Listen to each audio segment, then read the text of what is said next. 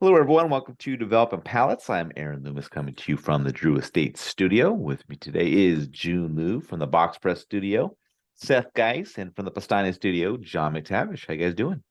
Hey guys. Good. Come on, June. Thanks for asking. How do you say good evening in Spanish? You're the one who was speaking Buenas Spanish noches. earlier. Buenos Is that what it dias. is? Yeah. Buenas noches. Yeah. Wait, it's not nachos? Novem diales. Novem Dialis. All right.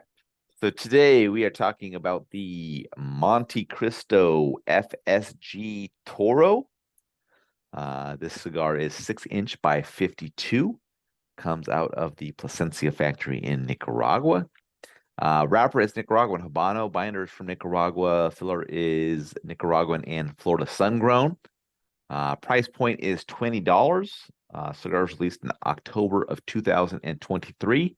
And we picked these cigars up from the only place that you can buy them, Corona Cigar Company. So if you are in Florida, near one of the locations, be sure to stop in for a cigar and a libation, maybe this cigar.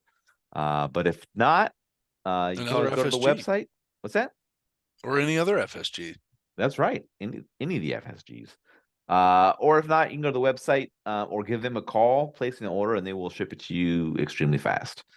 I'm still stunned every time I place an order and the shipping says it's going to be here a certain day, and I get it the day before that.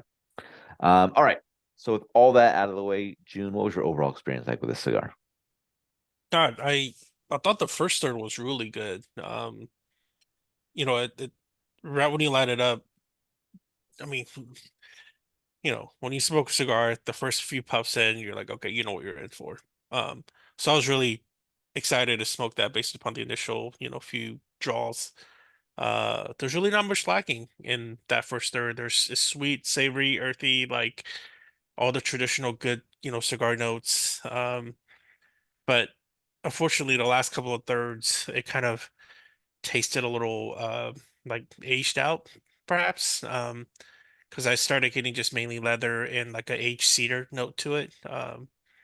But which was disappointing. And by the way, when I started smoking this, and I was like, this is a good AJ, right? And then I was like, oh, it's Plasencia. Yes, it is. All right. Seth, what were your thoughts?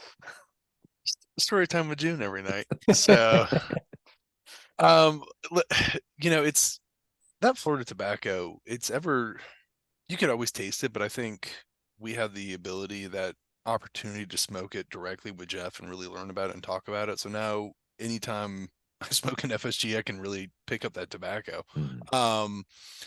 And it delivered that, mineral spice, dry earth, seasoned wood, leather, medium, strength and body. It was really, really balanced. It was like a scaled back FSG release that Jeff has been involved in.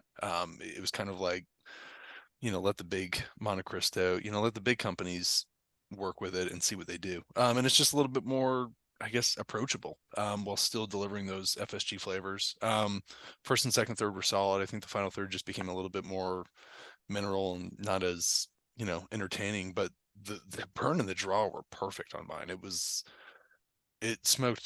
probably the best for FSG tobacco I use, and it's just, maybe they didn't use much of it, but it's just beautiful from beginning to end. All right, John, what are your thoughts? Yeah, I enjoyed this. I like the analogy of compared to the FSG. It's certainly a more pared down, subtle, not as in your face with the flavor components. But as Seth said, I think if you've smoked enough FSG, it's pretty obvious there's FSG in it. There's a sort of an orangey, musty tobacco note that is very discernible as FSG, and I think it's blended really well in this. Not blended out, but it's complemented by some nice spices, nice other tobacco notes, creaminess, mild chocolate. It's really nice, palate easy cigar for the first third.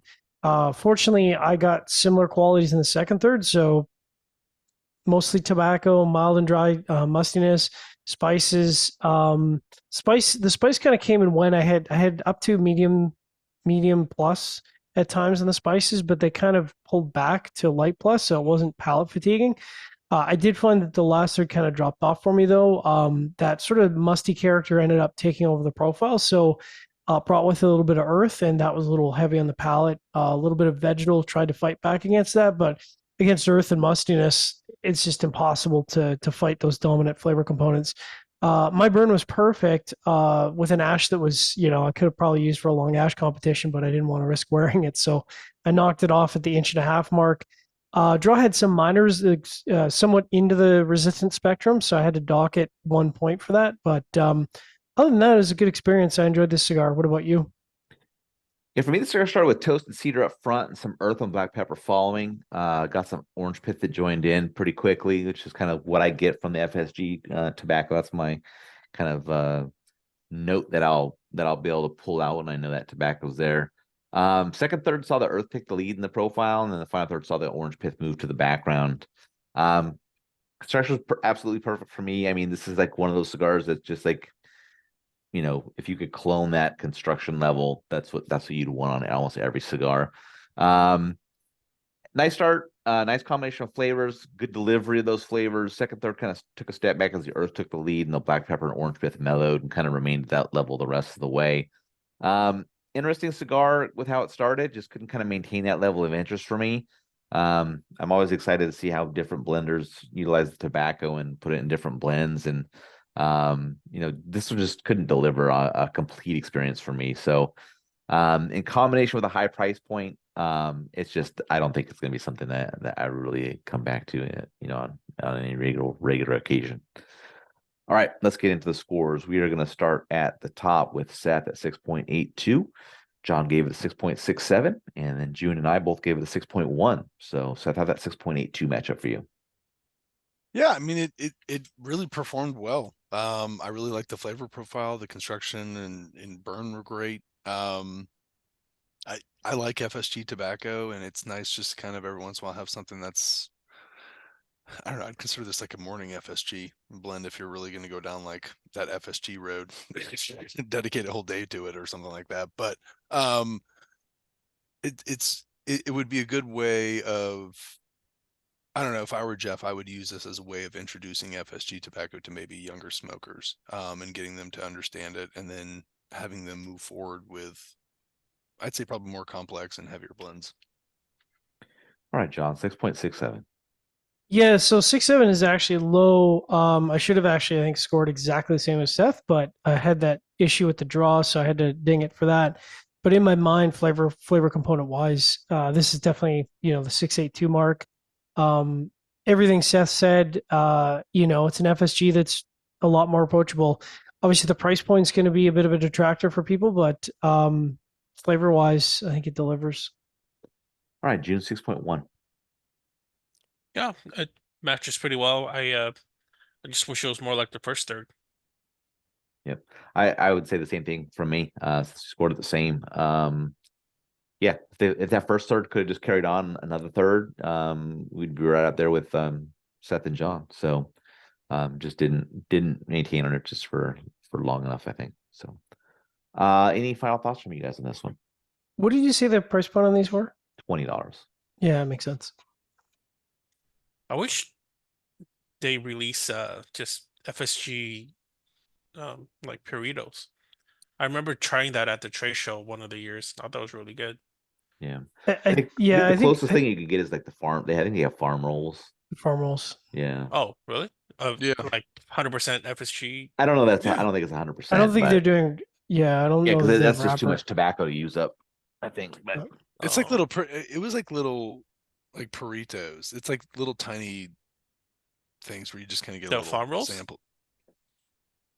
I thought so. No, we were all there. Actually, that was the year where all of us were at the Yeah. trade show, We right? sat down and had like a fucking 2-hour session with Jeff, and they were Yeah, like, that's right. "We need you guys to move along." And Jeff is like, "We're talking tobacco right now. Please go away." And I'm like, "Nice, nice. We're getting like a 200-year history of tobacco in Florida. We're kind of fun. really digging this."